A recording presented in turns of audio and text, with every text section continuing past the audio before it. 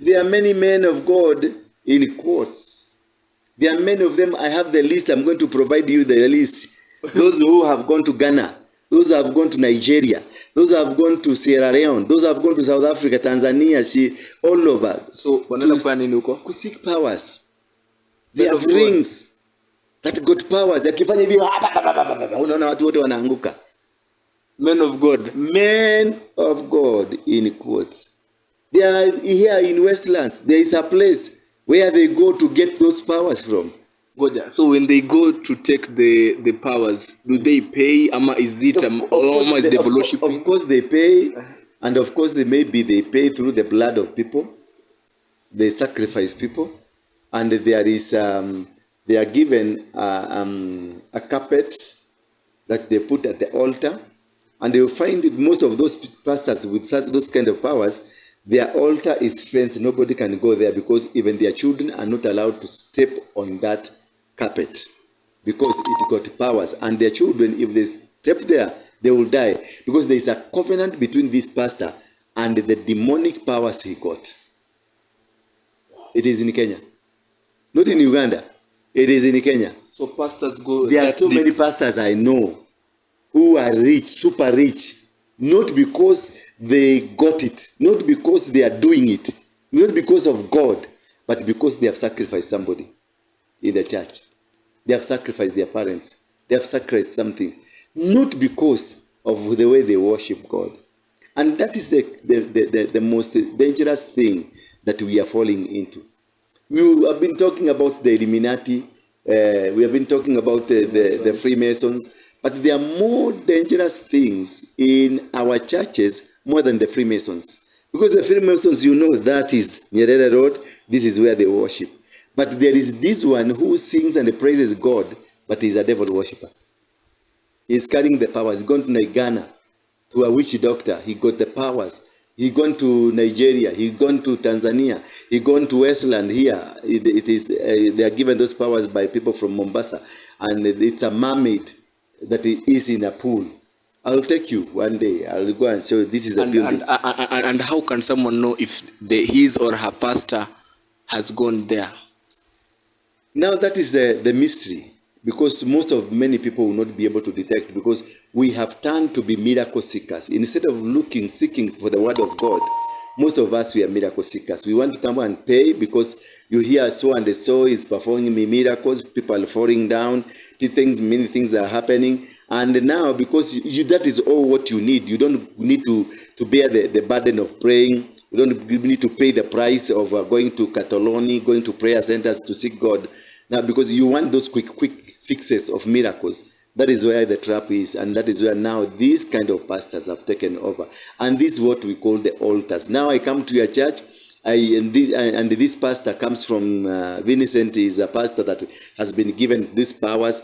Now I come, you tap me, you release some powers over me. From then, I become your stooge. From then, the spirits that will be operating me will be evil spirits, and I'll be controlled by those evil spirits. You're still out here doing these songs, you're still on tour. I do, but I don't take it for granted. Why do you still do it? Why are you still out here? Well, it goes back to the destiny thing. I made a bargain with it, a long time ago, and I'm holding up my end. What was your bargain? To get where I am now. Should I ask who you made the bargain with? with the chief commander. On this earth? And this earth, and then in the world we can't see. Hey YouTube world, Harvest is Plenty. I hope all is well. Thanks for stopping by to check out the video. Please don't forget to like, comment, share, and subscribe. So unbeknownst to many, there's a secret world that exists. A secret religion, a secret knowledge, a secret brotherhood and sisterhood that exists that most people are totally unaware of. Many of the rich, the wealthy, the successful, many of the top entertainers in the movie industry, the music industry, the sports world, in the political world, many of our presidents, most of our presidents, all of our presidents, governors, prime ministers, all of these leaders, heads of states, in the business world, in the legal world, in the medical fields, they have tapped into these secret brotherhoods, into this, and also into this secret knowledge. And many people are none the wiser. But there's no such thing as a free lunch. When you form pacts with the invisible world, the spirit world, the demonic world, the fallen angelic world, there's a price to be paid for what was given to you to make you successful, to make you great, to make you stand at the top of your field. There's always a price to be paid. Some people choose to do it the honest way, the God-like way, the Christ way, and some choose to take shortcuts and do it another way. Either way, there's always a price to be paid. There's no such thing as a free lunch. Till my next video, take care. God bless to you and your family. So we are in Parashat Balak. So this morning I started the Chok L'Israel of the Parashat Balak, and I thought that you can read Balak as black. So like the whole concept of black magic is definitely related with this parasha, because Balak and Bilam, they were very involved with black magic. That's what they were, you know. And it says in the Zohar that Balak, why is called Ben Tzipor? The son of a bird. What does it mean, the son of a bird? So the Zohar says that he had some kind of a bird that he did in like witchcraft, black magic kind of a thing, that this bird was telling him all kinds of things of future to come, this and that, and from that he knew, like all what he knew from this bird. So he's called the son of the bird because this bird with this like witchcraft kind of a thing was teaching him all of those different secrets of the whatever it is. And another interesting point that you see that in this parasha about Balak and Bilam, the whole thing of like where black magic is coming from. So the Zohar says, where did he learn the black magic? So you know, like when someone he wants to be involved with Torah, where does he go? Go to yeshiva, right? Go to learn in yeshiva, and then you learn Torah. You can be a rabbi. Fine. What about somebody who wants to learn black magic? So there is like the black magic schools. Yeah, they had plenty of them in Egypt.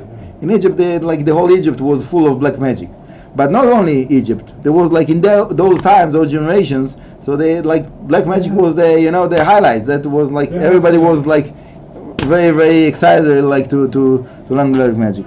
Not only then, also unfortunately also today there's many people that they think that there is people that they think that they will be happy. I don't know how people think this way, but some people for some reason they think that they will be happier if they will know how to do those things. So anyhow, so like what was the best witchcraft school in the time of Balak and Bilam? Maybe also today, I don't know. So the Zohar says that they went to the mountains of darkness, and there in those mountains of darkness that we don't know exactly where it is, my understanding it's a spiritual place, it's not a physical place, but they went to those mountains of darkness, and there was two fallen angels that those two fallen angels became to be like a big hit.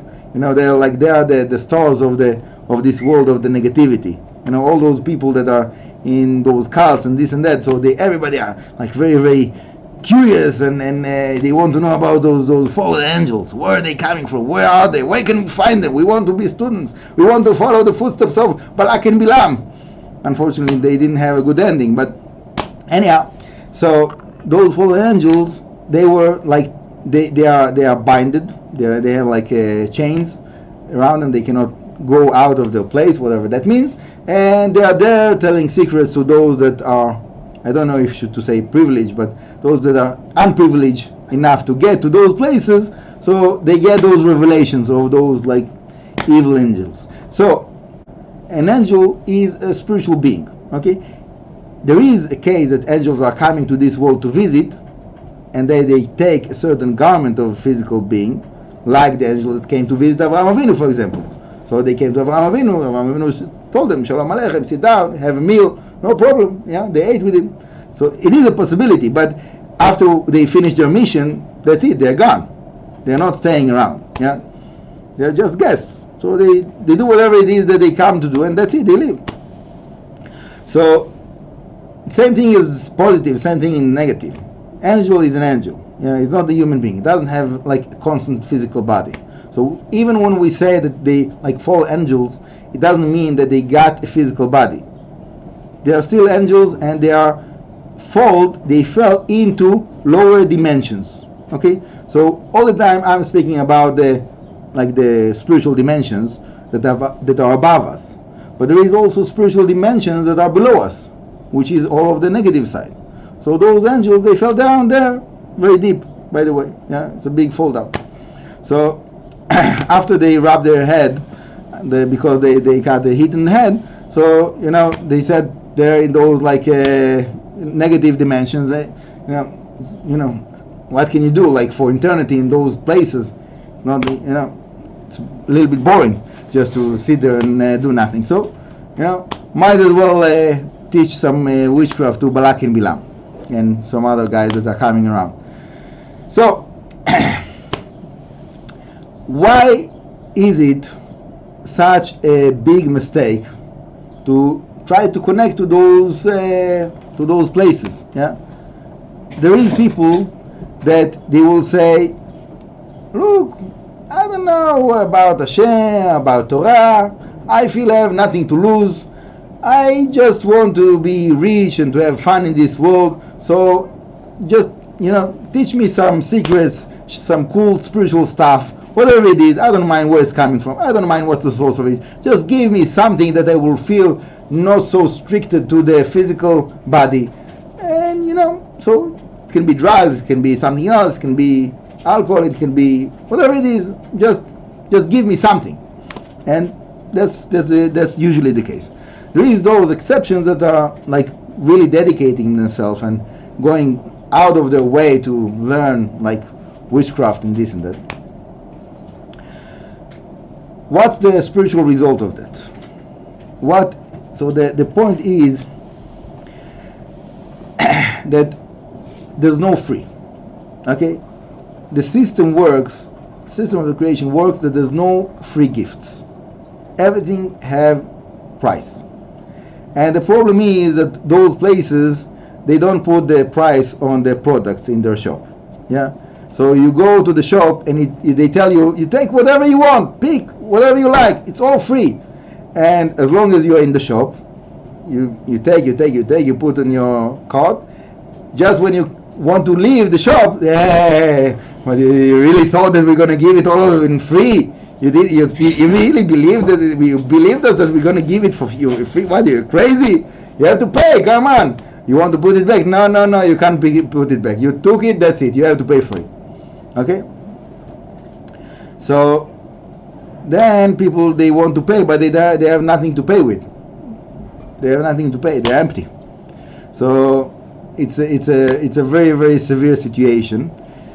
And it says in the Torah, someone that he takes something, a thief takes something, doesn't pay for it, he doesn't have what to pay with. So the Torah says, Nimkar bignevato, he have to be sold as a slave to pay his debt. Yeah.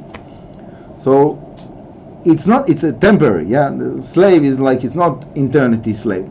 It's a slave until he pays that debt. But those people, they become to be slaves of those powers. They thought that they are taking from those powers and they get it all like free gifts. Now they can do all kinds of supernatural things. They can show off. They can control other people. All kinds of different things. But in the end, they are becoming to be slaves. They lost everything. So that's the worst thing, the worst choice someone can do. So